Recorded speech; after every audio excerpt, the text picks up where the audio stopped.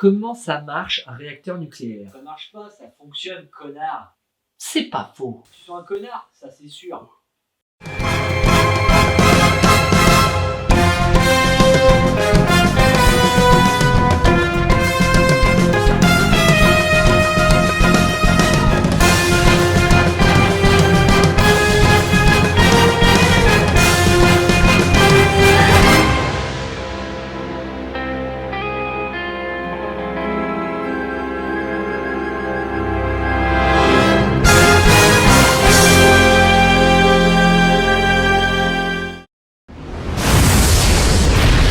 Bonjour les padawans de la physique, Obi pour vous servir. Bienvenue sur la chaîne qui répond à vos questions.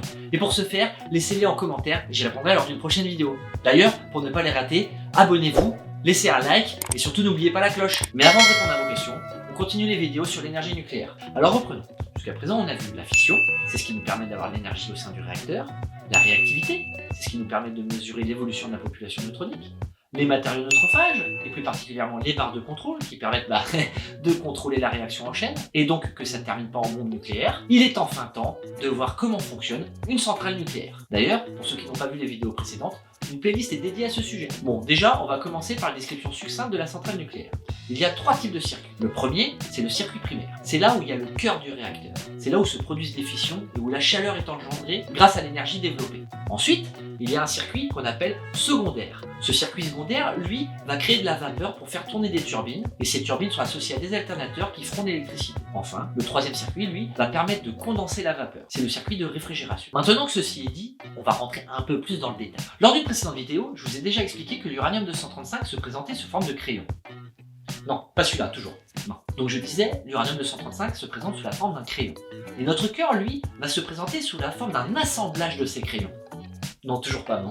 Notre cœur, et donc notre assemblage de crayons, est plongé dans de l'eau. Cette eau va circuler tout autour des crayons. Et par-dessus ça, on va avoir les barres de contrôle qui vont permettre de gérer les fissions, et donc l'énergie qui va être développée par le cœur. Donc comme je le disais lors de la dernière vidéo, lorsque le réacteur est arrêté, les barres de contrôle sont au fond du réacteur. Lorsqu'on va les lever, donc démarrer notre réacteur, on va dire qu'on diverge. Mais diverge, c'est énorme. Donc comme je disais, le démarrage du réacteur, on appelle ça la divergence. Lors de la divergence, les barres de contrôle vont être levées petit à petit. On va augmenter donc le nombre de fissions. On va donc augmenter, de fait, l'énergie qui va être développée. Et donc l'eau qui circule autour des crayons va être de plus en plus chauffée en fonction de l'énergie qui va être développée. Donc l'eau va rentrer dans le cœur froide. Alors froide, c'est une vue de l'esprit, hein. Elle n'est pas froide, mais on va prendre ça pour bien comprendre ce qui va se passer. Elle rentre froide, va être réchauffée par l'énergie développée par les fissions et va sortir beaucoup plus chaude. Cette eau, à partir du moment où elle est réchauffée, va passer dans un échangeur avec le circuit secondaire. Et cet échangeur va permettre de transférer les calories du circuit primaire vers le circuit secondaire. Donc on voit bien que l'eau du circuit primaire apporte des calories au circuit secondaire. On dit qu'elle est caloporteur. Donc l'eau au sein de notre réacteur est modérateur, ça on l'a vu dans une précédente vidéo, mais aussi caloporteur. Ce sont les deux qualificatifs de l'eau au sein d'un réacteur. Donc du coup, l'eau a échangé sa chaleur avec le circuit secondaire. Elle a donc évacué ses calories. Elle a donc refroidi au contact de l'eau secondaire. Cette eau refroidie va être redirigée vers le cœur, qui va être réchauffée, qui va échanger ses calories, qui va perdre de la température, qui va revenir sur le cœur, etc., etc., etc. Donc le circuit primaire est un circuit fermé, étanche. Le but étant que les produits radioactifs qui sont dans le réacteur ne sortent pas. Tout à l'heure, je vous ai dit que l'eau qui rentrait dans le réacteur était froide. Mais je vous ai dit que froide, c'était une vue de l'esprit. En effet, on est à des températures largement supérieures à 100 degrés Celsius. Et si elle suce, c'est mieux.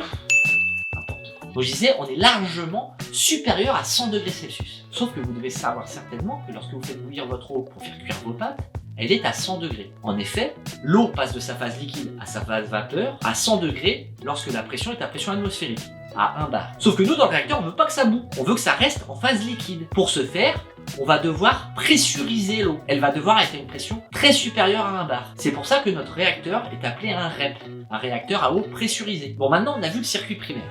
Il est temps de passer au circuit secondaire. Comme je l'ai déjà dit, il n'y a pas de liaison entre le circuit primaire et le circuit secondaire. Il y a juste des tubes qui vont permettre d'échanger les calories de l'un à l'autre, mais les eaux ne se mélangent jamais. Le composant principal du circuit secondaire est le générateur de vapeur. En effet, le circuit secondaire est composé, tout comme le circuit primaire, d'eau. Sauf que, pour le circuit primaire, on ne voulait pas que l'eau boue, eh bien, le générateur de vapeur, lui, c'est l'inverse. On veut à tout prix que ça boue. Donc l'eau du circuit primaire vient chauffer l'eau du circuit secondaire afin de faire bouillir cette eau. Si on la fait bouillir, on la fait passer de l'état liquide à gazeux, donc on obtient de la vapeur.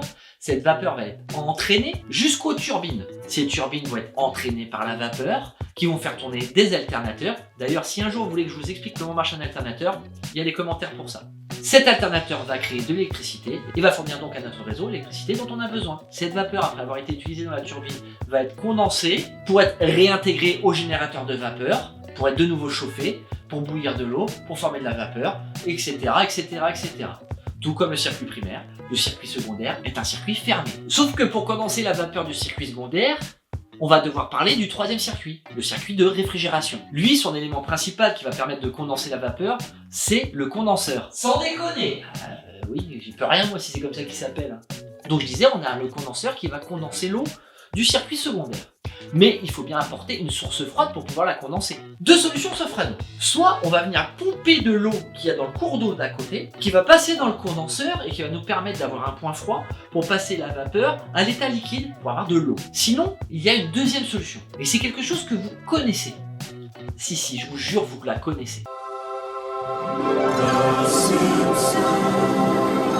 Eh oui, on va avoir ce qu'on appelle les tours de refroidissement. Ces grosses tours qu'on voit au niveau des centrales nucléaires. Vous savez, c'est où il y a de la fumée qui s'échappe. Donc pour faire simple, le condenseur est lui aussi un échangeur. Il va y avoir un échange de calories entre la vapeur du circuit secondaire et le point froid du circuit de réfrigération, donc l'eau qui est aspirée dans le cours d'eau. L'eau froide va donc récupérer les calories de la vapeur, elle va sortir donc plus chaude. Il va falloir donc réfrigérer cette eau. Et c'est pour ça qu'on va passer par ces tours de réfrigération. Comment ça marche? L'eau qui est pompée dans le puits du condenseur va être envoyée en bas de la tour de refroidissement et pulvérisée. Il va donc y avoir un échange de chaleur entre l'eau pulvérisée et l'air. C'est pour ça qu'il y a un flux d'air qui va arriver par le bas, l'air est réchauffé. L'air réchauffé étant plus léger que l'air froid, il va monter tout simplement vers le haut de la tour. Ce procédé va créer un peu de vapeur.